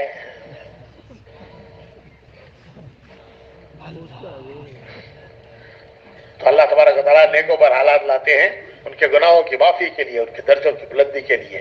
اور دوسری بات یہ ہے کہ نیک لوگوں کے ساتھ تو ابتدا ہوتی ہے مشکلوں سے، مشقتوں سے، اور انتہا کامیابی۔ ان کی ابتدا مشقتوں مشکلوں سے، اور ان کی انتہا کامیابی. اور باغیوں کی ابتدا عیش و عشرت سے اور انتہا ناکامی. فرعون شداد نمرود حامان سب کی ابتدا عیش و عشرت سے اور سب کی انتہا ناکامی. اور اللہ کے نیک بندے ابتدا مشقتوں سے اور انتہا کامیابی. حضرت یوسف علیہ السلام کا قصہ اللہ نے بہت تفصیل سے قرآن میں بیان کیا. احسن القصص جس کو اللہ کے بہترین قصہ، وہ کیسا پیارا قصہ ہے. تو ایک اس قصے کا ابتدائی دور، یوسف علیہ السلام کے قصے کا ابتدائی دور، حالات پر حالات، پریشانیوں پر پریشانیاں، تکلیفوں پر تکلیفیں، یہ ابتدائی دور ہے. گھر سے نکالے گئے، بھائیوں نے ترکیب دے کر گھر سے نکال دیا. گھر سے نکلے، ماں باپ سے جدا ہوئے، مصر کے بازار میں غلام بنا کر بیچے گئے. پھر ایک تہمت لگا کر جیل خانے میں ڈال دیے گئے. حالات پر حالات آ رہے ہیں کہ بھائیوں کی اسکیم چل گئی، ان کی اسکیم چل گئی. گھر سے نکلے، مصر میں لا کے بیچے گئے. پھر زلیخا کی اسکیم چل گئی، غلام بنا کر تہمت لگا کر جیل میں ڈالے گئے. پتہ نہیں کتنا زمانہ گزرا. علماء نے لکھا ہے کہ 10 سال جیل میں گزرے ہیں. کتنے سال؟ 10 سال جیل میں گزرے ہیں. لیکن وہ اپنا کام کرتے رہے. 10 سال حضرت یوسف علیہ السلام کے جیل میں گزرے ہیں. 10 سال کوئی معمولی بات ہے زندگی کا. اور اصل کام کی جو زندگی ہے، جوانی کی زندگی، اس کا ایک 10 سال کا ایک حصہ 10 سال جیل میں گزرے. لیکن وہ وہاں بھی اپنا کام کرتے رہے. جیل میں کیسے کام کریں گے؟ مائک لگا کے سب کو جمع کر کے بیان کریں گے. جیل میں کیا اس کا موقع ہے کہ مائک لگا کر جمع کر کے بیان کرو؟ نہیں، وہ ایک ایک کو سمجھاتے رہے، ایک ایک کو سمجھاتے تھے، ایک ایک کو اللہ سے جوڑتے تھے کہ تمہارا مالک کون ہے. وہ زمین و آسمانوں کا پیدا کرنے والا، اسی کا راج للہ ما فی السماوات وما فی الارض. وہ کون ہے؟ زمین و آسمانوں کا پیدا کرنے والا. کیا ایک اللہ کی پوجا کرنا، اس کی عبادت کرنا، اس کے سر جھکانا، کیا یہ بہتر ہے یا سینکڑوں کی عبادت بہتر ہے؟ تم بتاؤ، تمہارا دل کیا کہتا ہے؟ تمہارا دل کیا کہتا ہے؟ تو جیل میں بھی وہ اپنا کام کرتے رہے. پھر وہی ذریعہ بنا ان کے جیل خانے سے نکل کر حکومت کے تخت پر آنے کا. وہ دعوت دینا ہی ذریعہ بنا. ایک قیدی جو وہاں سے چھٹ کر نکلا اور جس کو انہوں نے خواب کی تعبیر بیان کی تھی، جب بادشاہ نے خواب دیکھا اور کوئی تعبیر سب درباریوں کی سمجھ میں نہ آئی، تو اس قیدی کو یاد آیا کہ وہ جو بزرگ ہے نا جیل میں، وہ تعبیر کتنی اچھی بتاتے ہیں، ہماری بتائی تھی تعبیر وہ صحیح ثابت نکلی. اس نے بادشاہ سے کہا کہ میں ایک آدمی جانتا ہوں، وہ جیل میں ہے، وہ تعبیر بتانا جانتا ہے، اس نے ہمیں بتائی تعبیر وہ صحیح نکلی. تو بادشاہ نے کہا لاؤ، جلدی لاؤ ان کو. تو یوسف علیہ السلام نے فرمایا کہ پہلے میرے مقدمے کی سماعت کرو، فیصلہ کرو کہ میرے اوپر جو الزام ہے وہ صحیح ہے یا غلط ہے. میں اپنے اوپر الزام رکھتے ہوئے حکمرانی میں نہیں آنا چاہتا. تو تحقیق ہوئی تو پتہ چلا کہ وہ تہمت تھی اور الزام لگانے والا خود ملزم تھا. راستہ کھل گیا. تو میں عرض کر رہا تھا کہ ابتدائی زمانہ، ابتدائی دور مشکلوں کا، آزمائشوں کا ایک دور گزرا، پتہ نہیں کتنے برس گزرے مشکلوں کے، آزمائشوں کے، پھر اللہ کا غیبی نظام حرکت میں آیا، اللہ کا غیبی نظام حرکت میں آیا کہ بادشاہ کے خواب کی تعبیر درباری نہ بتا سکے، اور خیری کو یاد آیا کہ یہ بزرگ یہ بتا سکتے ہیں، پھر انہوں نے تعبیر بتائی کہ 7 سال فصلیں ہوں گی بہت زبردست بپر کراپ، اور پھر 7 سال آئے گا قحط، تو 7 سال کی فصلوں کو قحط کے آنے والے 7 سالوں کے لیے محفوظ کرو، اور طریقہ بھی بتایا کہ انہیں بالیوں میں سے نہ نکالو، جتنی ضرورت ہے اتنی نکالو، باقی بالیوں میں رہنے دو، ورنہ سب نکال دو گے تو خراب ہو جائیں گے۔ پھر جب قحط کا زمانہ آئے گا تو یہ بچایا ہوا 7 سال کا کام آئے گا، اور اس کے بعد 14 سال کے بعد بیج بونے کے لیے بھی تمہارے پاس ہونے چاہیے۔ 15 سال کی اسکیم بتائی یوسف علیہ السلام نے، 15 سالہ پلان۔ بادشاہ نے کہا کہ یہ میرے بس کا نہیں ہے، یہ 15 سال یوں سنبھالنا میرے بس کا نہیں ہے، تم چلا سکتے ہو؟ انہوں نے کہا کہ ہاں انی حفیظ علیم، میں جانتا ہوں۔ تو بادشاہ نے کہا لو تمہارے حوالے ہے۔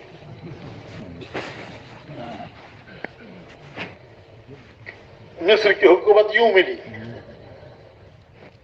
اور ابتدائی دور آزمائشوں کا، مشقتوں کا۔ تو میرے بھائیوں اور دوستو، حالات سے آدمی گھبرائے نہیں، اسی کا نام ہے استقامت۔ کبھی حالات دوسروں کی طرف سے ہوتے ہیں، کبھی حالات اپنوں کی طرف سے ہوتے ہیں۔ اپنوں کی طرف سے جو ہوتے ہیں وہ زیادہ سخت ہوتے ہیں، دوسروں کی طرف سے جو ہوتے ہیں وہ اتنے سخت نہیں ہوتے۔ جو اپنوں کی طرف سے آتے ہیں وہ زیادہ سخت ہوتے ہیں۔ اس سب کو برداشت کرنا اور جھیل کر نکلنا، پھر اللہ حالات کو بدلتا ہے، اللہ حالات کو بدلتا ہے۔ کسی موقع پر، کسی وقت مایوس نہیں ہونا ہے۔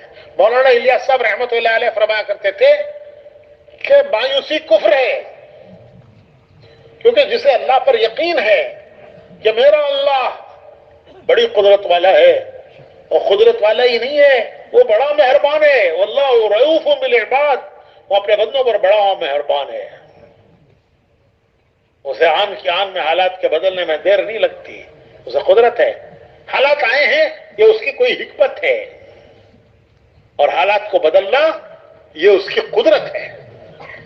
تو ہم اللہ کی قدرت پر یقین کریں گے، پھر اللہ سے مانگیں گے، اور امید رکھیں گے کہ ہمارا اللہ وہ اپنے بندوں پر بہت مہربان ہے۔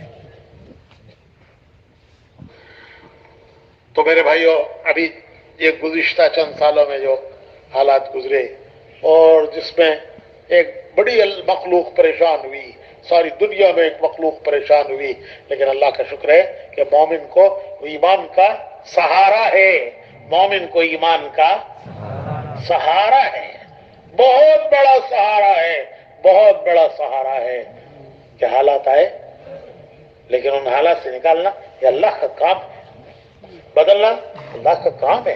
ہم امید کرتے ہیں اللہ سے، اس پر یقین کرتے ہیں، اس سے امید رکھتے ہیں کہ وہ مالک ہمیں نکالے گا۔ اور بھائی، ابھی ہمارے گزشتہ نومبر میں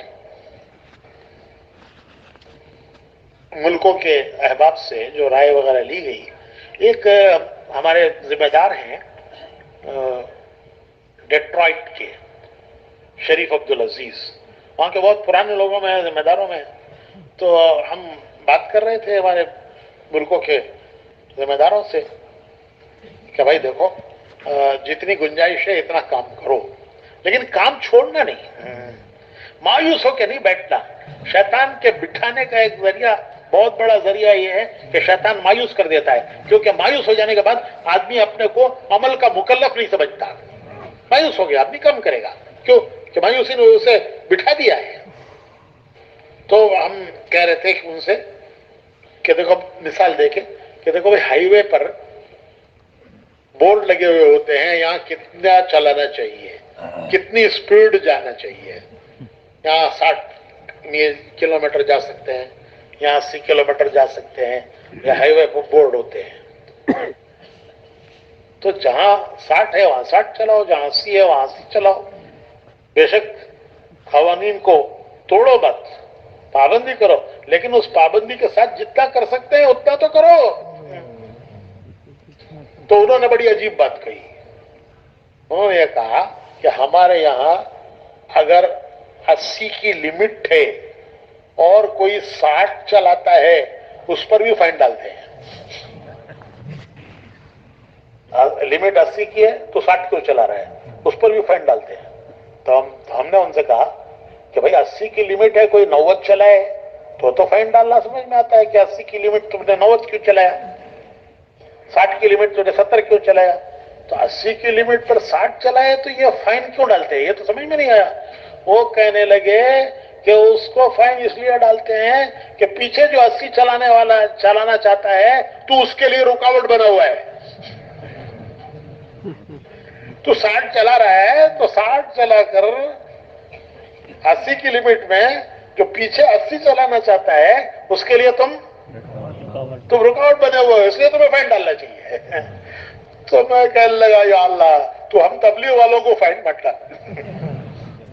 کیا ہم اپنی استطاعت دیکھ رہے ہیں؟ ہم یہ نہیں دیکھ رہے ہیں کتنا جا سکتے ہیں اتنا جاؤ. کہہ رہے نہیں نہیں نہیں نہیں نہیں احتیاط. ارے بھائی احتیاط ٹھیک ہے، لیکن احتیاط کے معنی یہ تھوڑی ہی ہے کہ 80 ہے تو 60 جاؤ، 80 ہے تو 80 تک جاؤ. تو پھر اللہ کہیں ہمیں فائن نہ ڈال دیں کہ ہم دوسروں کے لیے نہ کرنے کا یا کم کرنے کا سبب نہ بنے.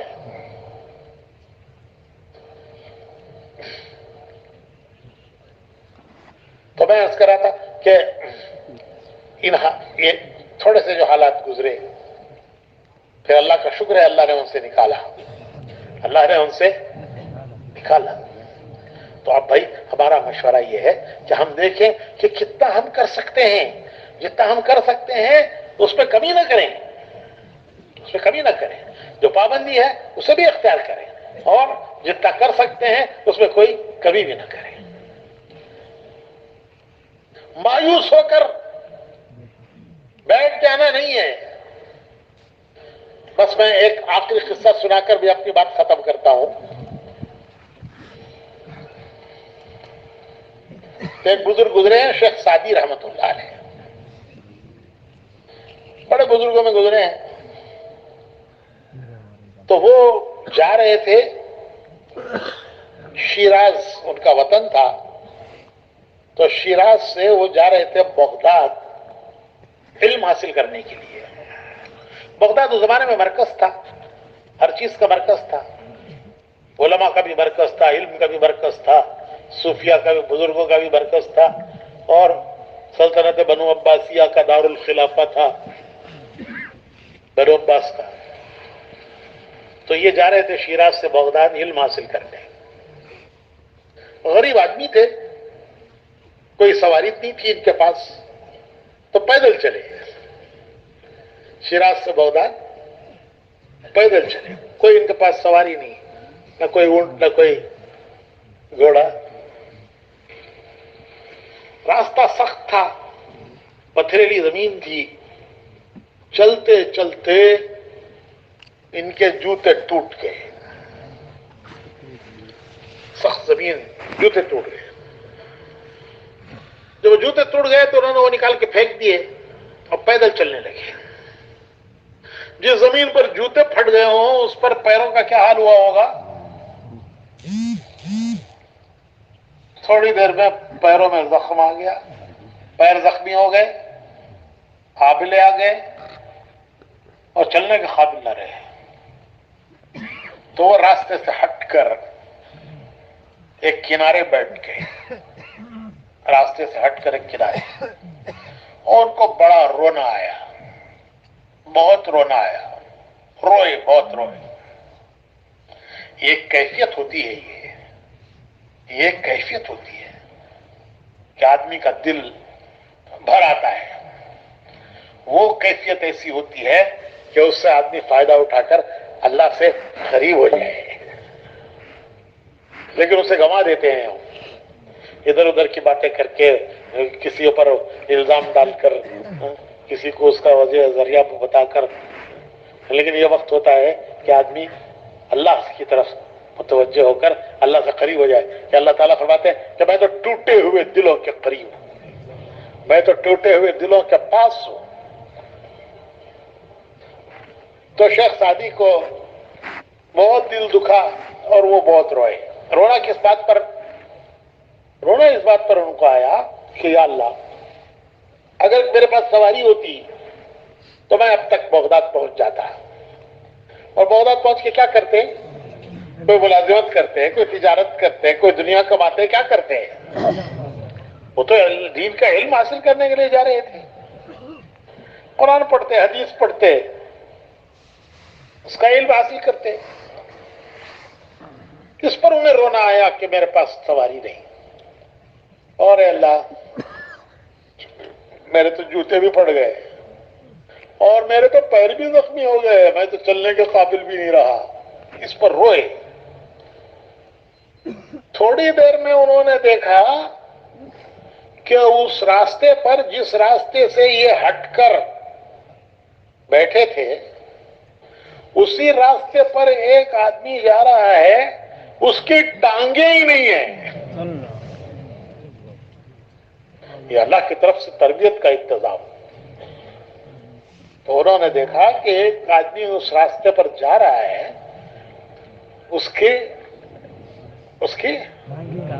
ٹانگیں ہی نہیں ہیں۔ تو یہ کہنے لگے اللہ تو مجھے معاف کر دے، میں اس پر رو رہا ہوں کہ میرے پاس سواری نہیں ہے، میرے پاس جوتے نہیں ہیں۔ ایک تیرا وہ بندہ بھی ہے جس کے پاس ٹانگیں ہی نہیں ہیں، اور وہ دو ہاتھ دو پیر پر سرکتا جا رہا ہے۔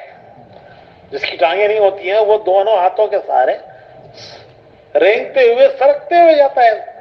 تو ایک تیرا بندہ ہے جو سرکتے ہوئے جا رہا ہے، اے اللہ مجھے معاف کر دے۔ پھر ان کو ایک عزم ملا،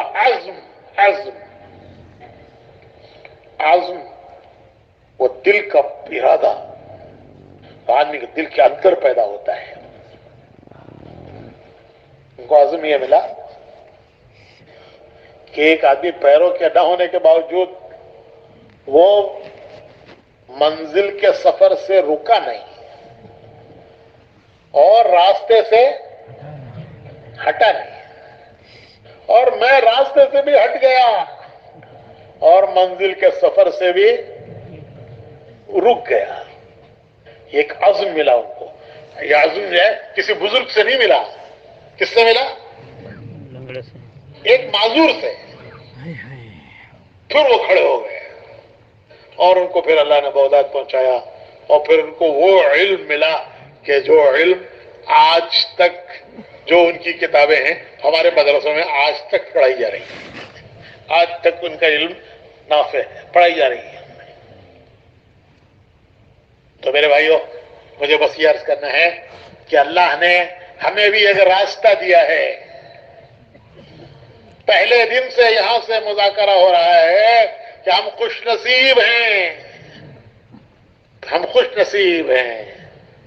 اللہ نے ہمیں ایک کام کے لیے قبول فرمایا ہے، ایک راستے پر اللہ نے ہمیں ڈالا ہے، اللہ نے ہمیں ڈالا ہے۔ یہ کوئی ہمارا حق نہیں تھا جو ہمیں ملا، یہ تو اللہ کا کرم ہے کہ اس نے ہمیں ایک راستے پر ڈالا ہے۔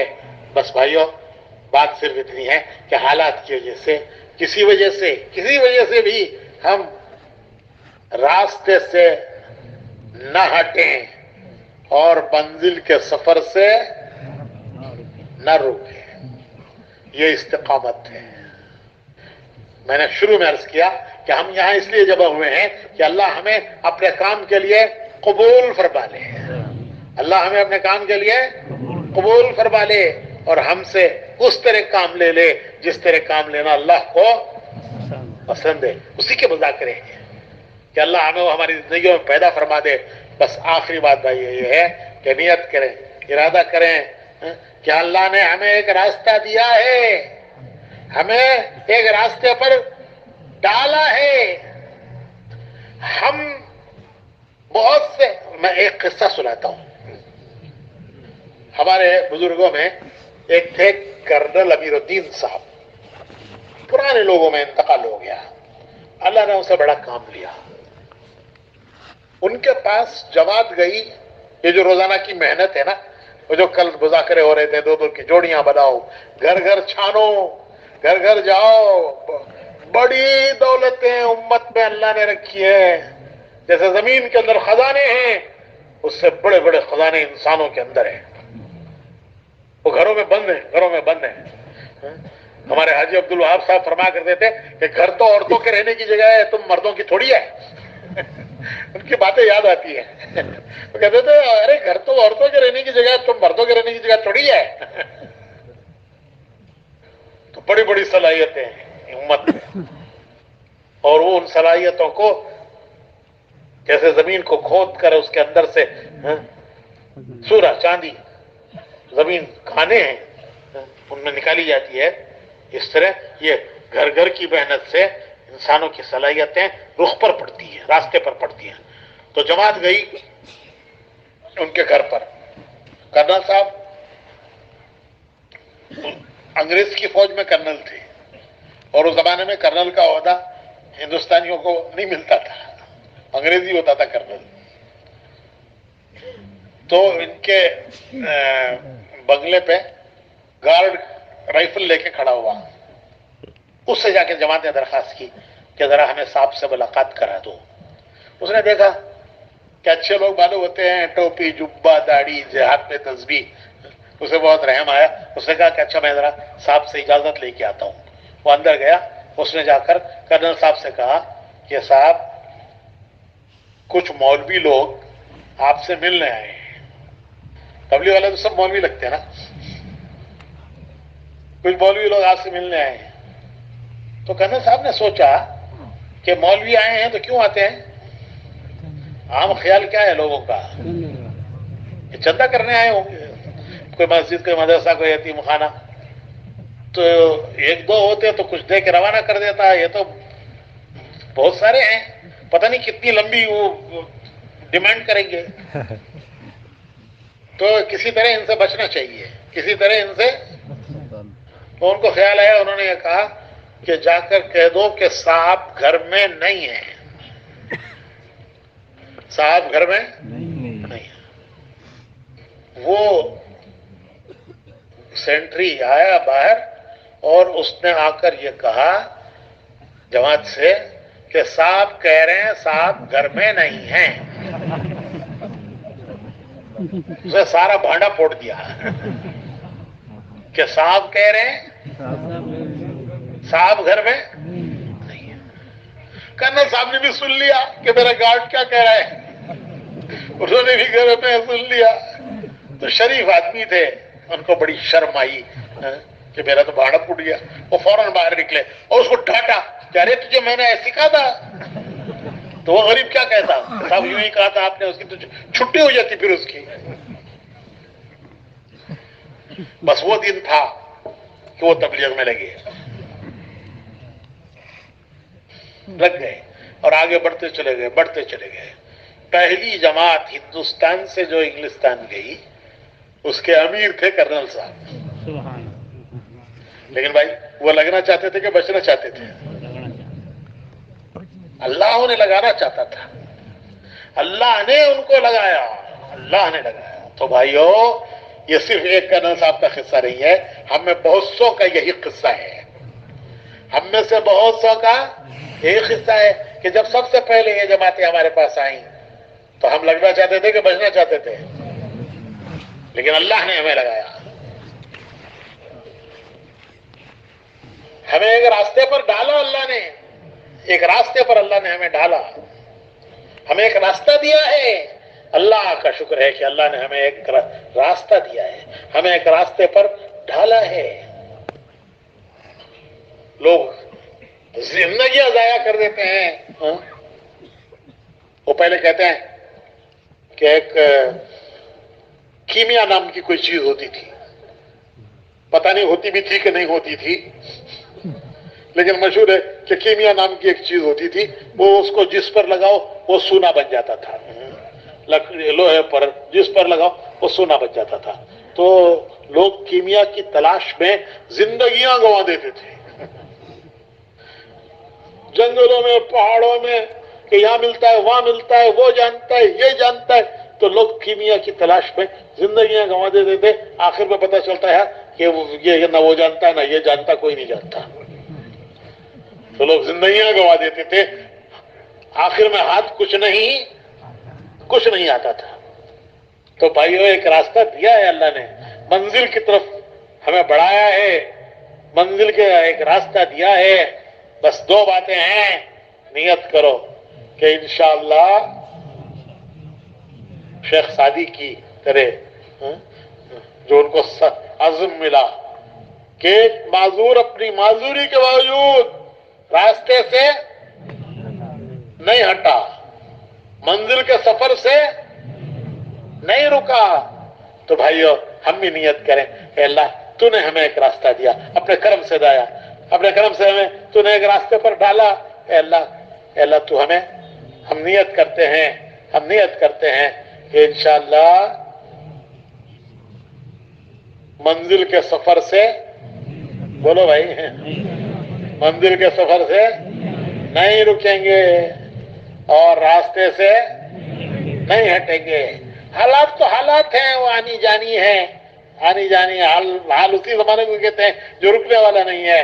वो तो चलते रहेंगे, चले जाएंगे, लेकिन इंशाअल्लाह हम अपने रास्ते पर जमे रहेंगे, मंजिल की तरफ सफर करते रहेंगे। तो नियत करो कि इंशाअल्लाह रास्ते से, बोलो भाई, नहीं हटेंगे, रास्ते से और मंजिल के सफर से नहीं रुकेंगे। अल्लाह कबूल करे।